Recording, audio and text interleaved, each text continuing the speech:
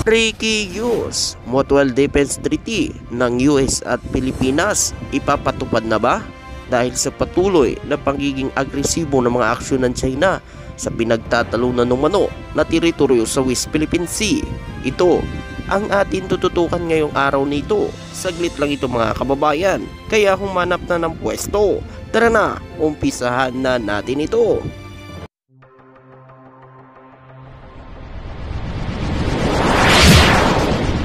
Trupang Hilonggo, Please subscribe and like. and share. Magandang araw po ulit mga kababayan, Luzon, Visayas at Mindanao.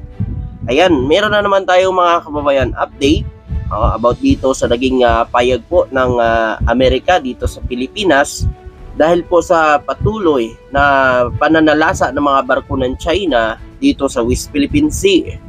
Ang bansang Amerika ay hindi po titigil sa pagtulong at pagprotekta sa bansang Pilipinas hanggat hindi po tumitigil ang China sa panghaharas nito. At ayon pa dito mga kababayan, ayon kay Admiral ng US ay maaring tawagin ng Philippines ang Mutual Defense Treaty kung ang mga pag-atake sa dagat ay nakapatay ng sundalo o mandaragat. So ito po ang sinasabi ng Amerika, no? Kapag kanalagasan ang mga tauhan ng Philippine Coast Guard diyan sa West Philippine Sea dahil sa patuloy umano na pangharas ng mga barko ng China, ay diyan na po makikita kung ano po ang tulong na gagawin ng Amerika sa bansang Pilipinas dahil nagbanta umano ang China sa Pilipinas na kapag hindi daw umano tumigil sa ginagawa umano na paghahatid ng mga supply diyan sa Ayungin Shoal, ay patuloy daw umano nitong haharasin ang mga barko ng Pilipinas.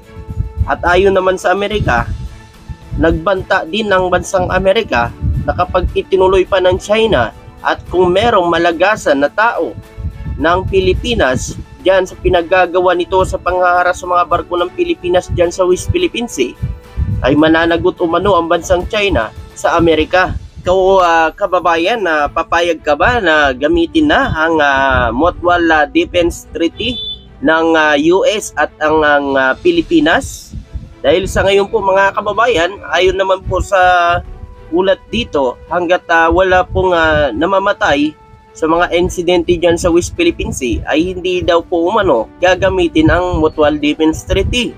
Maaari na umanong gamitin ng Pilipinas ang 1951 Mutual Defense Treaty kung ang isang mandaragat o isang miyembro ng militar nito ay napatay habang ang China ay patuloy nagsasagawa ng palaban at mapanganib na agresibo na mga aksyon laban sa mga tropang Pilipino at mangingisda sa West Philippine Sea ayon sa isang opisyal ng militar ng US. So yun po mga kababayan.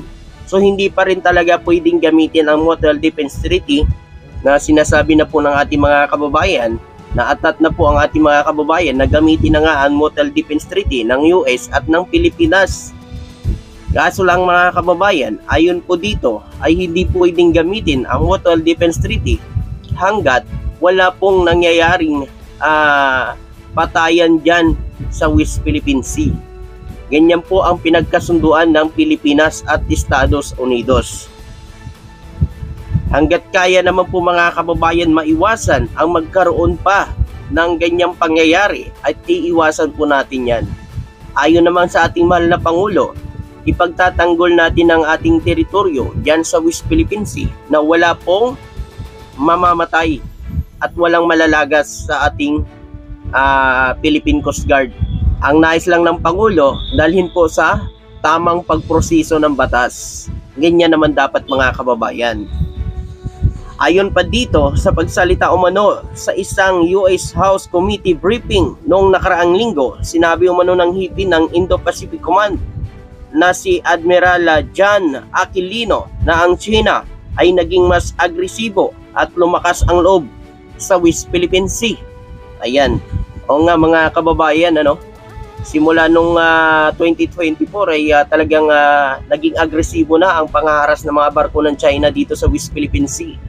Noong January lamang mga kababayan ay ang mga mangingisda natin ay pinabalik po ang mga nahuling isda sa West Philippine Sea. Kahit nasa loob po yun ng teritoryo natin, ay pinabalik po ng mga China Coast Guard ang mga nakuhang mga yaman dagat ng ating mga mangingisda. So ganyang kawalang hiya ang China. 7 tauhan ng Philippine Navy ang nasugatan sa magkahiwalay na insidente ng water cannon ng mga barko ng China Coast Guard laban sa mga resupply boat ng Pilipinas patungo sa Ayungin Shoal. Si Thomas Shoal ngayong March lang po mga kababayan ay 7 tao ng Philippine Navy ang nasugatan dahil sa pagpaputok ng water cannon ng China. At ayon dito mga kababayan, ang Mutual Defense Treaty sa pagitan ng Pilipinas at Estados Unidos ay nilagdaan noong August 30, 1951. Ang kasunduan na ito ay naglalayon umano magbigay ng suporta sa bawat isa kung sakaling may ibang partido na umatake umano sa Pilipinas o sa Estados Unidos. So yun po mga kababayan. So magtutulungan pala itong dalawang bansa kapag oras po inatake ng mga ibang bansa ang kaalyadong bansa umano ng Pilipinas. Ganon din ang Estados Unidos. Ang bawat partido ay nagpapakita umano ng kanilang pananampalataya at mga layunin at prinsipyo ng Charter ng United Nations at ang kanilang hangarin na mabuhay sa kapayapaan kasama ang lahat ng mga tao at pamahalaan. Ang pangalawa naman mga kababayan, ang bawat partido ay nagpapahayag ng kanilang pagkakaisa at determinasyon at ipangtanggol ang kanilang sarili laban sa panlabas na armadong pag-atake. So ayun na po mga kababayan, kapag kami merong umatake sa bansang Pilipinas, matik mga kababayan, nandyan na kaagad papasok ang Mutual Defense Treaty na tinatawag po ng Pilipinas at US. Dito natutulong umano ang Amerika sa Pilipinas. Ayan. Pag inatake tayo ng China, matik mga kababayan, tutulong kaagad ang Amerika sa atin. At alam niyo naman mga kababayan, ang sinabi ng Amerika, ang bakal na pangako sa Pilipinas. Ang bawat partido ay kinikilala na ang armadong atake sa alinman sa mga partido ay mapanganib sa kanilang sariling kapayapaan at kaligtasan at nagpahayag na ito at kikilos upang harapin ang mga karaniwang panganib alinsunod sa kanilang konstitusyon na proseso. So yun po mga kababayan, yun ang mga layunin nun kapag itinuloy po ng China ang patuloy na pananalasa dyan sa West Philippine Sea. At kung meron man malagasan sa tao ng Pilipinas, ay dyan na po kikilos ang Amerika at ipagtatanggol tayo mga kababayan. Kasi yan po ang pinagkasunduan ng Pilipinas at Estados Unidos, ang Mutual Defense Treaty. Huwag na sanang umabot na may mawalan pa ng buhay. Kaya dapat ang China ay sumunod sa batas. Sundin niya ang UNCLOS. Sundin niya yan mga kababayan. Huwag siyang gumawa ng sarili niyang batas. Hindi naman dapat aabot yan kung yan mismo ang China ay sumusunod sila sa batas. Kasi kung tutusin po mga kababayan, makikita po natin ang Ayungin Shoal ay napakalapit po sa Palawan. Kung makikita nyo po mga kababayan, ito, i-share ko po sa inyong lahat ang aking nakita po na talagang napakalayo po sa China ang Ayungin Shoal. So ito makikita nyo dyan sa screen. Ito po yung China mga kababayan, 1,285 kilometers po mga kababayan mula China pa Ayungin Shoal. At dito naman po sa Palawan ay 105 kilometers mula Palawan hanggang Ayungin Shoal. So pasok po sa eksklusibong economic zone ng bansa. So bakit ang China umaabot pa dito? Kung tutusin mga kababayan, kung makikita po natin ang Vietnam ay mas malapit po kaysa sa China. Nakikialam po ba ang Vietnam dito? Wala po mga kababayan. Tingnan nyo po mga kababayan. Hindi dapat nakakalagpas pa dito ang China dahil napakalayo nito mga kababayan. 12 times po ang agwat mga kababayan. Tapos sasabihin ng China na kanila daw yan teritoryo. Tapos mga kababayan, ninanais pa ng China na ipahatak ang BRP Sierra Madre sa Ayungin Shoal na naka-outpost dyan. ng matagal na nung panahon pa ni Iraq. Ayan po mga kababayan, yung hindi natin alam kung yan kasi ang sabi ng China na meron daw kasunduan na hahatakin daw umano ang BRP Sierra Madre. Yan ang hindi natin alam kung sinong presidente ang nakipagsundo dyan sa China na hahatakin ang BRP Sierra Madre. At ayon naman kay Harry Roque, may gentleman agreement si Pangulong Duterte at ang China.